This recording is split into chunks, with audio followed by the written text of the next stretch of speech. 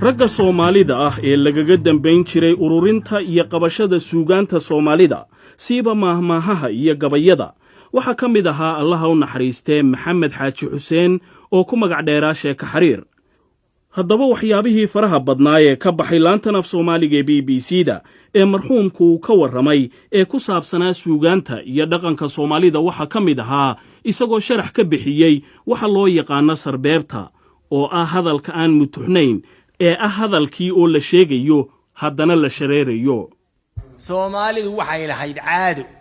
kolkay guursan hayso waxay daydayan jirtay gabadh guurgal ah.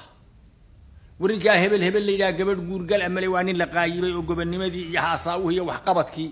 iyo sidoo Soomaalida dhexdeeda wanaag uga shaqaynayay lagu qaayibay kolkaas uu isii ninka wax ku darso oo dhashiis iyo dhashaadu hay isku darmadeen. warinka hebel leeyahay nimankii yaqiinay buu weydiin warinka hebel leeyahay gabadh guurgal amale gabadh guurgal waa maxay gashaantay isku tumato dhaarato hawl qabsigeeda hawl kar ah waa inay hadii reer guura awrteera ran karto kolkii la dagana waa iyadii oo sideedii u qatano qorraxdii sidii u kulushaynay aqalkeeda dhistay casarkiiba jid ka dhigtay roobka xaygiisu soo baxay ka gaarsiisay rag waxa jirsaday habeenimo hadii loo yimaado dadkoo hurda iyadoon hooyadeed toosinin waa inay martideeda soori karto oo la yiraahdo nimankii xalay wuxuu karinaysay hebel ayay ahaayeen gabadha guurgalkii taasay ahayd. ninkaas caada Soomaalida ka weecday oo sidaan hadda reer magaalo yeelo mid Allaahna hooyar oo cajab galisun buu iska kulmeeyay oo guursaday kolkaasay dhashay kolkaasay noqotay dhalaan dhalay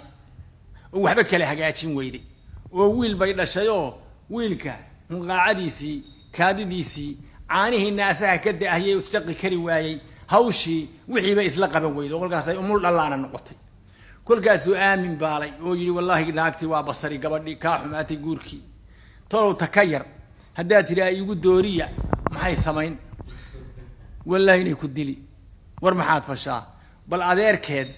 waa kaad wada shaxdaane farsaha dhexdooda joogtaane hadal sarbeeb ah bal adeerkeed huluqsin u gali wuxuu yiri gamaankiina badan feetina oo gabalba waacayne qaar baan ka goor iyo ka goor godolka deynayni qaar baan gadqaadkana la barin gaalibna aqoonni gabaxa lagu shakaaliyo duqi gaabi orodkiye gacalnimo haddaad naga qabtaan go'aha noo doorsha hadii kale sidaad noo gashanaya inoo gudub ah. ninkaasi dad ma soo hadal qaadin gabadhna ma sheegin xooluu sheegay farduu ka dhigay waliba dhexda kolkuu jooga haddana wixii dhadigaa uu ka dhaydhayo duq buu ku daray faras duq u cararay xaqi gabaxa lagu shakaaliyo duqi gaabi orodkiye buu yiri wuxuu ka hadlayeen gabadh buu ahaa kii hadalkii maskaxdiisu ku dhacay umana seexanin jaadna uma qaadanin dadna lama soo shawrine shaxda korkeedii ugu jawaabo wuxuu yiri hal gar oo shalay saahid oo gobil la yeedhay horta garab wagliil waa xun yahay la iska raaxay ninka ma yaqaanaas dhalgu gaasa bixiyay hadii nadigu gubana neef yari uu jira gariiray waa laba gu iyo dayr jir aan fulankeed galine waa ka gankeedii guryaha loogu caws guriye guudiya dabayleedahay gool sidee dhaliye maxaad ugu galaysaa haddaad fulma garan weyday buu war wuxuu guurgal ma aha waa dhalaan oo ka qayrkeed foodaleeyahay qolqolka caanaha ku dhamahaye tilmaan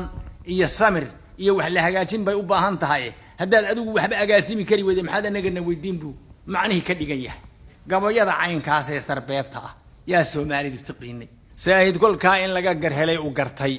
yuu miyirsaday oo gabadhii wax la qabtay oo wiilka u hayay oo u faraxalay oo tilmaamay oo shaqadii aqalka la qabtay kolkaas wuxuu waa dambe yiri warnina naagi jaray saddex dhal gaadho waxa ka sheegay